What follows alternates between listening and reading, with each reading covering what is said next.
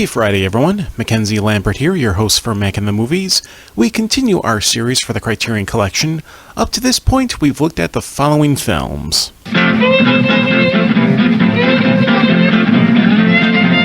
This week, we look at a true classic.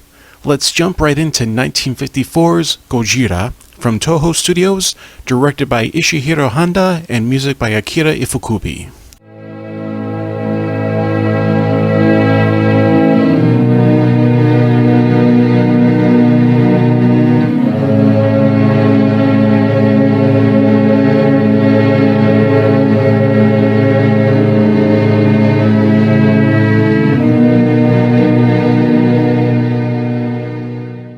A series of mysterious ship sinkings have caused concern among the citizenry of Odo Island, who depend upon the sea to make their living.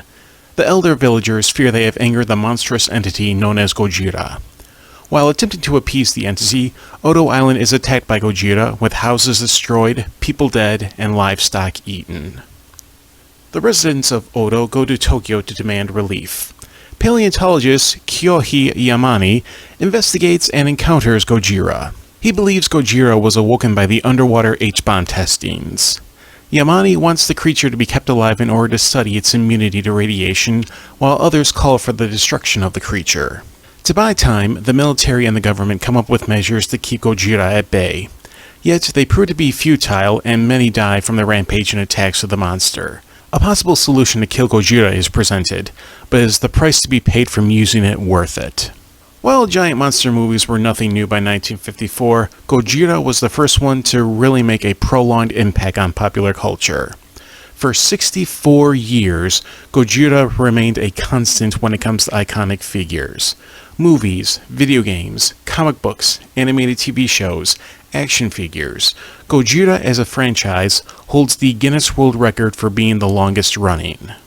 What really struck me the most was how Gojira was presented as a religious entity. Pleasing the creature was a means to ensure a strong fishing harvest, not unlike that of the Wicker Man.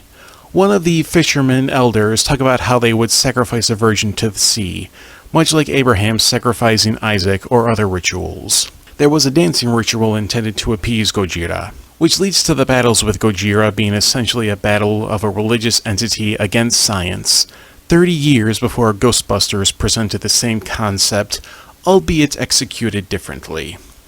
Much like the proton packs and other Tesla-esque technology, you have technology that was cutting edge at the time, like fighter jets, H-bombs, and other implements of destruction being used against an ancient creature. The oxygen destroyer, invented by Serizawa, is viewed as the ultimate weapon, one that would prove devastating in the wrong hands. While on the character of Serizawa, he would be shown to be prophetic. His apprehension over the use of the oxygen destroyer could easily apply to nuclear weapons that would lead to decades of tensions in the Cold War. In his words, if the oxygen destroyer is used even once, politicians from around the world will see it. Of course they'll want to use it as a weapon. Bombs versus bombs, missiles versus missiles, and now a new superweapon to throw upon us all.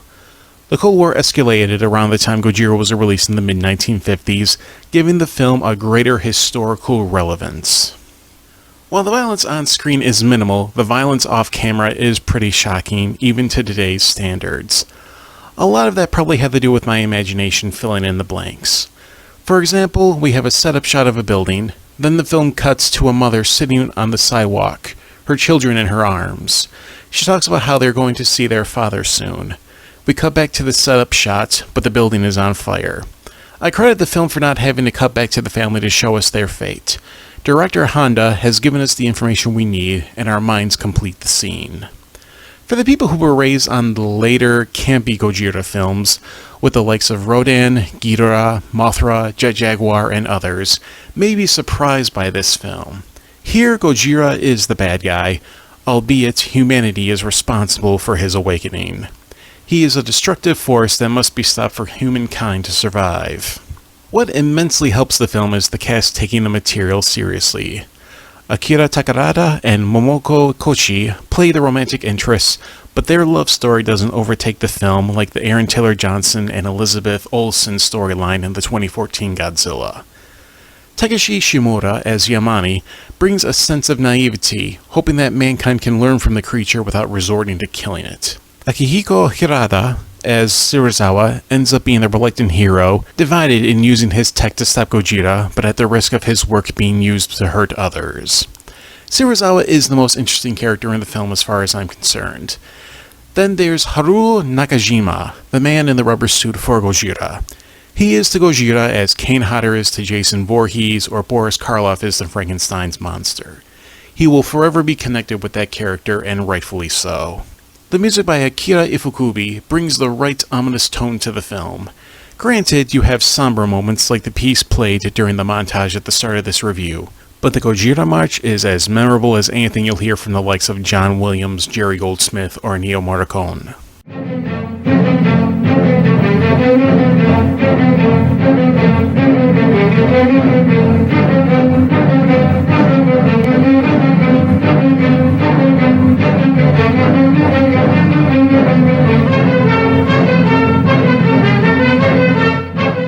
What more can be said about Gojira? It's an excellent film that features one of cinema's greatest monsters.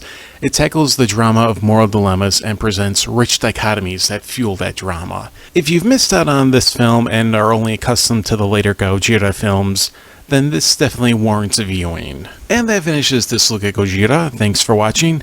Is Godzilla your favorite movie monster? If not, let me know who is in the comments below. If you enjoyed this video, please give it a thumbs up.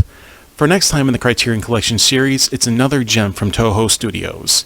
It's the 1977 Gonzo haunted house film, Houseu, from director Nobuhiko Obayashi.